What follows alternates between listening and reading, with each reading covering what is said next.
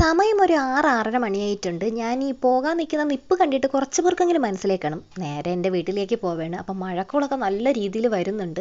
എത്രയും പെട്ടെന്ന് മഴ പെയ്യുന്നതിന് മുന്നേ വീടെത്തണം.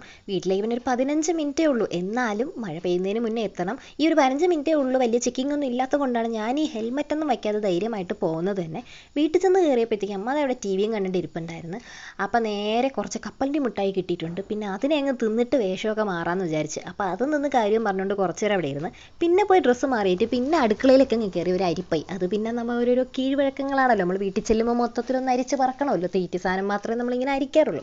അപ്പോൾ കുറച്ച് സായിപ്പ് നെല്ലിക്ക ഉപ്പിലിട്ടത് അന്നത്തത് ബാക്കി ഇരിപ്പുണ്ടായിരുന്നു. അപ്പോൾ അത് നല്ല എരിവൊക്കെ പിടിച്ച് നല്ല രീതിയിൽ അങ്ങ് ഇതായി സെറ്റായിട്ട് ഇരിപ്പുണ്ടായിരുന്നു. അപ്പോൾ അത് അതിൽ നിന്ന് കുറച്ചെടുത്ത് കഴിച്ച് പിന്നെ വീണ്ടും അരിച്ചപ്പോഴത്തേക്ക് ഇതാ മാങ്ങ ഉപ്പിലിട്ടതുണ്ടായിരുന്നു, നെല്ലിക്ക ഉപ്പിലിട്ടതുണ്ടായിരുന്നു, കുറച്ച് മധുരക്കിഴങ്ങ് അവിച്ചതിൻ്റെ ബാക്കി ഉണ്ടായിരുന്നു, പിന്നെ കുറച്ച് ചിക്കൻ കറി ഉണ്ടായിരുന്നു. എല്ലാത്തിൽ നിന്നും കൈയിട്ട് വാരി രാത്രിയൊന്നും നോക്കിയില്ല, ഉപ്പിലിട്ടതും എല്ലാം കൂടെ വാരി വലിച്ചൊക്കെ തിന്ന് കുറച്ച് നേരം ടി വിയൊക്കെ കണ്ടിരുന്നിട്ട് പിന്നെ നമ്മൾ നേരെ ഫുഡ് കഴിച്ച്. അപ്പോൾ ഇന്നലെ പെയ്യാതിരുന്ന മഴ ഇന്ന് രാവിലെയാണ് പെയ്തത്.